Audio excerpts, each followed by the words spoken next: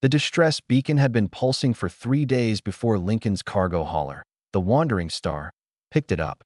Out here in the Outer Rim, distress signals were either traps set by pirates or genuine emergencies that nobody else bothered to answer.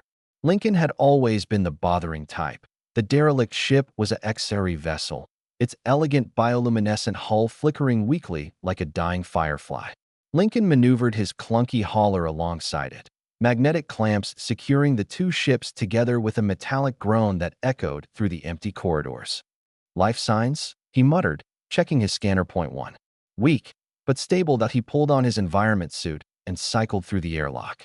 The HFY ship's interior was a mess. Torn panels, scattered equipment, and the acrid smell of burnt circuitry even through his helmet's filters.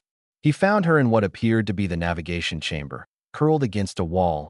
Her iridescent skin dimmed to a sickly gray. HFY were beautiful beings, tall and graceful with features that seemed almost crystalline in the right light. This one looked young, her large eyes tracking his movements with a mixture of fear and desperate hope. "Human." Her voice came through his suit's translator, barely a whisper. "Yeah, name's Lincoln. You hurt?" She shook her head slowly. "My ship attacked. Pirates. They took my crew. Left me because..." She gestured to her leg, where Lincoln could see an ugly wound, already sealed with some kind of biological foam. "I couldn't work. Couldn't be sold." Lincoln felt his jaw tighten. He'd heard stories about what happened to HFY in the wrong hands. Their people were pacifists, scholars, artists, not fighters. Easy targets. "Can you walk?" I think so." He helped her up, surprised by how light she was despite her height. They made their way back to the Wandering Star slowly, her limping gait setting the pace. Once through the airlock, he guided her to the small medical bay and let the autodoc scan her. "You'll be fine," he said, reading the results. "Needs rest and nutrition. You got a name?" "Madeline."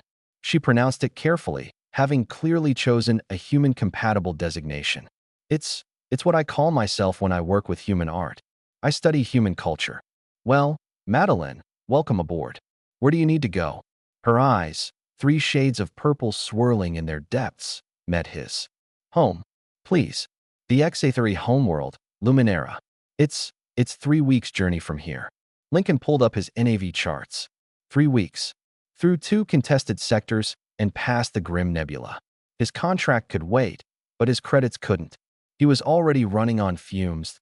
He must have been quiet too long because Madeline's voice broke the silence, small and defeated. You can take me home. Please." Something in the way she said it, the raw vulnerability, the desperate politeness, made the decision for him. "Yeah," Lincoln said. "Yeah, I can take you home." Relief washed over her features, her skin brightening slightly. Thank you. Thank you so much. I can compensate you when we arrive. My family we'll figure it out." He turned toward the door, then paused. "I'm going to plot the course and get us moving. Medical bay's yours for now. Get some rest." "Wait." Madeline's voice stopped him. "This ship, it's small. Where do you sleep?" Lincoln looked around his cramped hauler. 1 medical bay, 1 cargo hold, 1 cockpit with a pilot's chair that reclined maybe 40 degrees if he was lucky. He'd been doing solo runs for 2 years, sleeping in that chair, eating ration bars, showering once a week when he could afford the water recycling costs. "So, where do I sleep?" He scratched the back of his neck, suddenly aware of how inadequate his ship must seem to someone from a species known for their elegant vessels and comfortable living spaces. Madeline's eyes widened as understanding dawned. You only have 1 sleep chamber?" "Chamber is generous. Got a chair up front that's pretty comfortable once you get used to it. But for 3 weeks, I've done longer hauls." He shrugged. "Don't worry about it. You're injured. You get the med bay." "No." She tried to stand, wincing. "I cannot take your only proper rest space. Humans need sleep. I know this. Your species requires regular circadian cycles or you become impaired. I've studied this. And your species just went through trauma and needs to heal." Lincoln's tone left no room for argument. "Med bay's got the best climate control anyway. You'll recover faster there. This isn't right. You're helping me out of kindness, and I'm displacing you from Madeline." He turned back to face her fully.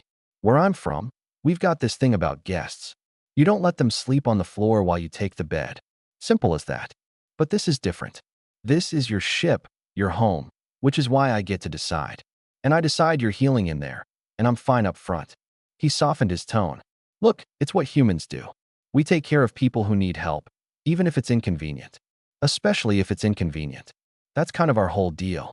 Madeline stared at him, her skin slowly shifting through colors he couldn't quite interpret. "Your species is very strange." "Yeah, we get that a lot."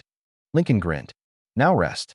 We've got a long journey ahead, and I need to make sure we've got enough fuel to actually get you home." As he left the medical bay, he heard her whisper, barely audible, "Thank you, Lincoln." He settled into the pilot's chair, began plotting their course through the dangerous sectors ahead, and tried not to think about 3 weeks of sleeping upright. The chair groaned under his weight as he reclined it back. Yeah, this was going to be rough, but as he watched Madeline's ship, abandoned and dark, drift away in his rear view screen, he knew he'd made the right choice. Humans didn't leave people behind. They didn't calculate the cost before offering help. They just did what needed doing, even if it meant sleeping in a chair for 3 weeks.